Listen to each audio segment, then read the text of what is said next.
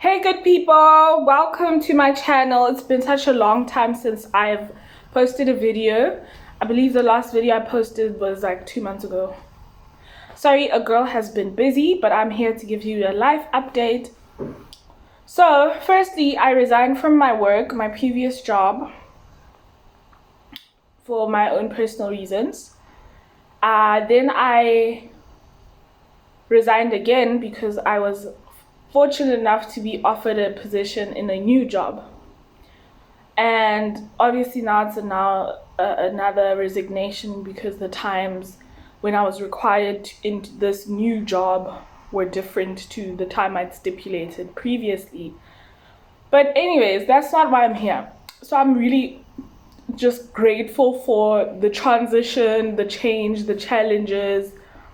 Life is changing, life is evolving.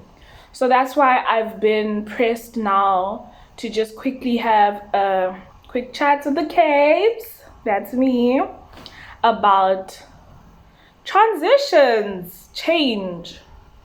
I'm pretty sure I've done this before, but I'm going to do it again because it's growth. I want to watch this one day, maybe if I'm blessed with my children, and be like, listen to your mother, which she was however old I am right now. I'm not exposing my age, even though. Anyway, I have come to realize God's existence in my life in a very tangible way. I've always felt God's presence in a very spiritual, very non-tangible way. What I mean by this is God, since I think I've reached 25, the age of 25, I've literally known in certain aspects this can only be God. God made this happen. There's nothing else that could explain what's going on, because sometimes you find yourself in a situation and it's hard. And you, in your own little human brain, have no idea how to get out of the sticky situation, or who you can talk to, or how you're going to find a person who can assist you. And then somehow you see someone stepping into your life that you never knew before, or something who fits the description of someone who can assist you perfectly with whatever it is that you're going through. That isn't dumb luck. I'm so sorry. That is God working in your life. So pay attention to how God's moving. In my life, God's moved with provision in terms of a new place of employment. But more than that, I am someone who's been suffering with a lot of health issues this year and last year, and suffering silently, to be honest, because I didn't want people in my business. But these are things that had to do with my weight. And what I've found happening now is I've actively been required to do things with my body, move more, eat better, plan things better, just so that life can flow and accommodate this new provision that God has placed. But in it, there's a lot of discipline that I've been required to have, which I previously didn't have. And in a week, I've really gathered so much insight as to how much potential I've got in terms of living a more productive lifestyle and finding a way out of the darkness that I've been in. I've got major issues, emotional battles that I've been fighting for the longest time. And I'm getting emotional, as I always do, but I just felt to say this out loud, that God moves in ways, you know, when people say God's speaking to me, God talked to me, God said this to me, sometimes that just means you see God in the most small things, in the biggest things, in the writing somewhere in passing. You just get a message that speaks to directly your situation. That's not luck. That's God, you know. And God's been very loud to me. God's been very loud. I'm at a place where I'm trying to define, or I'm at that precipice of figuring out God's calling for my life. And I feel myself needing to develop a new system, you know? I'm hearing that. Like, you need to be better at a lot of things. You need to be an adult. You need to do things that will get you to the next step in your life, because there's something bigger. There are people who are going to depend on you in the next whatever years, you know? That's like a tingly sensation in my body. The reason I wake up every day is because of this calling that I believe I've had since I was young. And I pray that God would help me through all the little things that I need to fix in myself, health-wise, emotionally, in my family, in my relationship.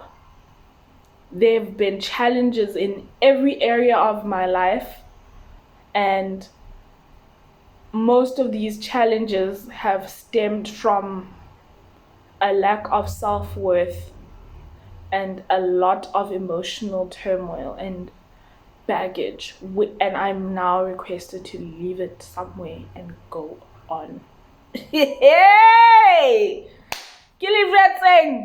Ha! Living alone is just you're in your brain a lot, and it's not a bad thing that's the case.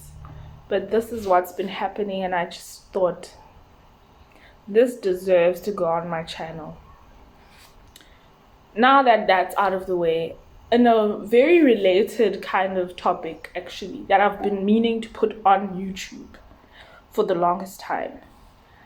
The cancel culture situation. Let's talk about that real quick.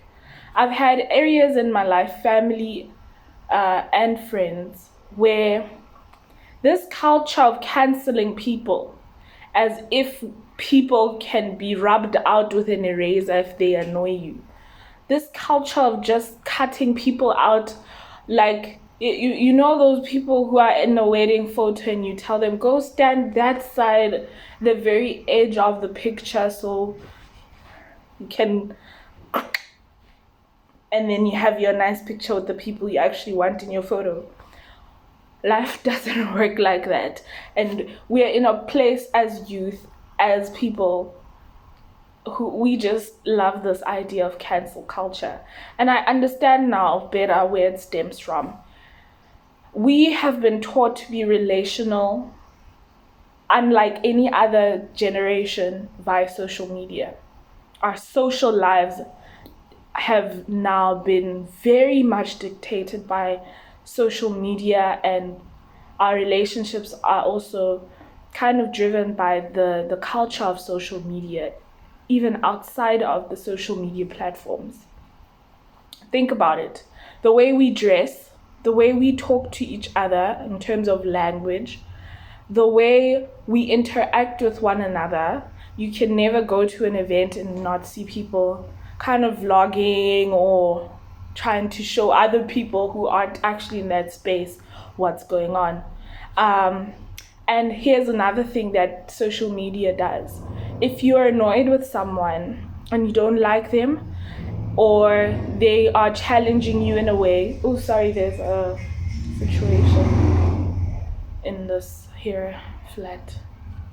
Anyway, if someone is challenging your thought process, let's say on Twitter, or someone is just not your vibe on social media, or even just on WhatsApp over the phone, anyway, you can easily just delete their number or block them, right? Cool. But this is a problem when it comes to real life relationships, where you actually have invested emotions, time, and have spent hours cultivating love for people. We're called to love. People are not designed to live in isolation and just shut people out as they please. Yes, there are people who are seasonal in your life, and just the way life evolves, people will exit your life. That's normal. That's everyday life. But when you actively decide, while someone is still in your circle of existence, if I can call it that, that you're gonna cut them out, you leave that person with a scar and vulnerability of, one, I'm not worthy of someone else's placement. You know, I'm not worthy. There's an unworthiness that you leave with that person. Two, a scar develops in that person that only you can fix, and it gives you a level of power over them that is very bad for you as well as a person. I'm no therapist. This is just based on how I've been viewing things in my own life. That power can be very harmful to how you operate in society, because thinking you're better than other people is just disgusting. First of all, it perpetuates a lot of the cultures and a lot of the societal problems we have today. And you know what? It's just not worth saying to someone, you are so annoying in my life that I can't have you in it. And if that be the case, cancel culture says they don't even get an explanation or a conversation. We are no longer a conversing society. The art of communication has been lost because we are so entitled in how we can communicate. We believe there is a sense of, I can allow you to have a conversation with me and I cannot. A lot of people will, this is a controversial topic that I'm having, but a lot of people will say, yes, of course I am allowed to decide who I can speak to, who I can have in my circle. I'm not saying you shouldn't decide who you have in your circle. I'm saying in a cultivated relationship where you did make that decision to have someone in your circle, you grew close, and then all of a sudden you wake up one day, maybe let's say you guys have a fallout of some sort where you disagree. There's a disagreement and it has really bothered you. Okay, cool, fine. We're all human. We all have imperfections. There is no relationship that can just be always great. This is why there's such a high divorce rate.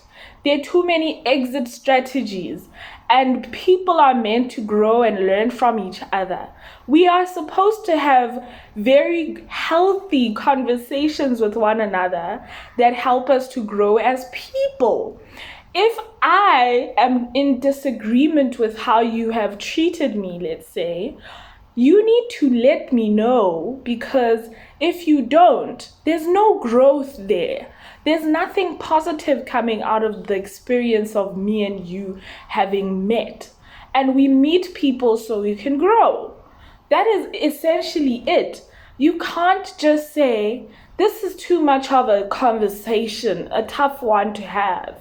You owe it to the next person if you are a person who understands that relationships, friendships, families, etc., you owe it to the next person to at least hear their viewpoint, their conversation. And you might not like what they have to say. We're not all the same. We're not designed to be the same by our Creator, God. And if you can tell me you haven't rubbed someone the wrong way and needed their grace and forgiveness, then okay, go on ahead and just cut people off. But we do need to have that thing where we say, okay, this person is not perfect. This person is a person like I am. And these bizarre expectations we have of people, that every person will meet all your expectations regardless of how high you set them. That is a problematic way of thinking. And this is why people do not engage in relationships, especially our youth just don't like being boyfriend and girlfriend. You'd rather have situationships, you'd rather have flings. And all these things have the potential of hurting you even more than just having a conversation with a person and being able to have a healthy level of communication whenever there's dispute. How are we supposed to grow as people? How are we supposed to evolve our relationships? We've taken a step backwards in society when it comes to this, and I just wanted to talk about it. Anyways, enjoy your week. I'm gonna post this just as it is. And yeah. I might not be posting as often here, and that's completely fine. I will post when I feel like I want to post, and that's completely fine with me, which is great. And this is really a channel that I've put and set up for myself, so it's not something for people to like, share, subscribe. But if you want to do those things, great. Yeah, have a great week, guys. I wish you all the best. Please try and be safe spaces for the people around you, because as much as you deserve that, other people do as well. And good luck in everything that you are trying to push in this year-end season. I know people, when the year comes to a close, people are just trying to figure things out and fix their lives. All the wish list that you had when the beginning of the year started, you want to see those things come into being. So all the best with wrapping up your year, and I will probably see you in 2020. 2 in 2022. Bye.